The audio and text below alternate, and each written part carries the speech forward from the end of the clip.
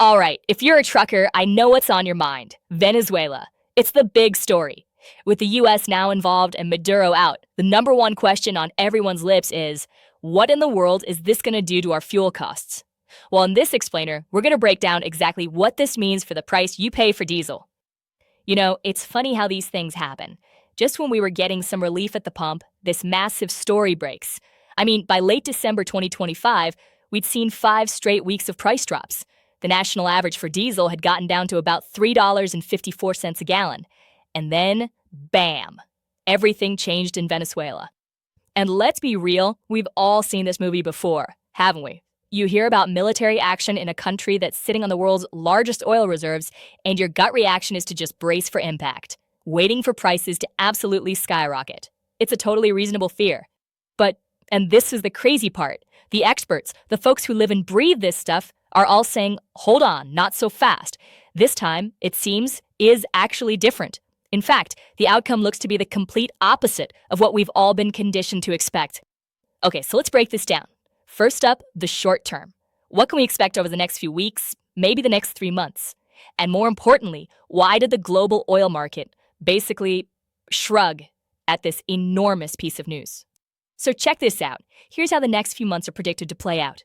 In early January, the markets just held steady. They barely flinched. Now, as things start to stabilize through January and February, we'll probably see Venezuelan oil that was headed elsewhere, say to China, get rerouted right here to the US. And the big one, by March, if sanctions get relaxed, we could see a real meaningful jump in oil imports. So why didn't everybody freak out? Well, it boils down to a few key things. First, Venezuela's oil production was already in the gutter. We're talking less than 1% of the world's total. So a disruption there was barely a blip on the radar. Second, the global market is actually pretty well supplied with oil right now. And finally, you had both the US and OPEC Plus basically saying business as usual, which sent a huge signal of stability to the markets. And this right here, this shows you the bullet we dodged. The absolute nightmare scenario was a long, messy conflict that wrecked the oil fields and refineries. Some analysts were worried that could have sent diesel prices soaring by 15, maybe even 25%. Can you imagine? But because the operation was so swift, the infrastructure is safe, and that price shock just never happened. All right, let's look a little further down the road, say 3 to 12 months out, because this is where the story actually starts to get really good. This is where we see what experts are calling a tailwind, basically a steady push toward lower prices all through 2026. Now look, getting Venezuela's oil industry back on its feet is going to be a huge undertaking. You're talking about years of neglect, of crumbling, creaking infrastructure. This is not like flipping a switch. It's going to be a slow, gradual recovery. But here's the thing. That slowness is actually great for the market. It means no sudden shocks, just a steady, building increase in supply that puts downward pressure on prices. Okay, so let's talk real numbers. What does this actually mean at the pump? While the U.S. Energy Information Administration, that's the EIA, is forecasting that the national average for diesel could dip as low as $3.41 a gallon by the summer of 2026. And you know it's a big deal when analyst Michael Burry, the guy from The Big Short, weighs in. He's not just calling this a temporary price dip. He calls it a paradigm shift. What he means is this is a game changer. For years, the U.S. has had to get this kind of oil from faraway places. Having this huge, reliable supply right in our own hemisphere, that fundamentally changes the energy game. It creates, as he puts it, a long-term tailwind of lower energy costs for all of us.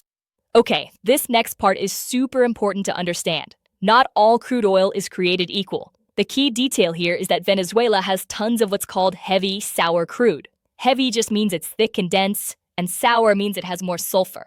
It's a bit tougher to refine, but, and this is the kicker, our massive refineries along the U.S. Gulf Coast were specifically built decades ago to process this exact type of crude oil. It's like they were literally made for each other. They can turn this stuff into high-quality diesel fuel super efficiently. Okay, so that's the 30,000-foot view. But what does this mean for you at your local truck stop? Let's break down how this is going to affect different parts of the country. It just makes sense, right? The Gulf and East Coast are going to feel the benefits first and feel them the most. They're just closer to the action, closer to those big refineries. For folks in the Midwest, you'll see prices drop pretty much in line with the national average. And out on the West Coast, well, good news, prices will fall there too. But they'll probably stay the highest in the country.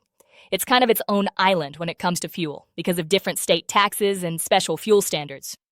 All right, let's wrap this all up. What does it all boil down to? What's the bottom line for your business, your planning, and your wallet as we go through 2026? So here's what you really need to know. First off, that big price spike we're all worried about, gone. You can breathe easy. Second, you can expect prices to be stable or even slowly ticking down throughout the year, which makes planning your fuel budget way easier. And that leads to the last point. We should see lower fuel surcharges. That means more predictability in your operating costs and hopefully a little less pressure on your bottom line. And that really leaves us with the one big question. With the world's largest oil reserves coming back into play right in our neighborhood, is this just about 2026? Or could this be the start of a whole new era of cheaper diesel? It feels like the whole game has just changed. And for you, the trucker, it's looking like a change for the better.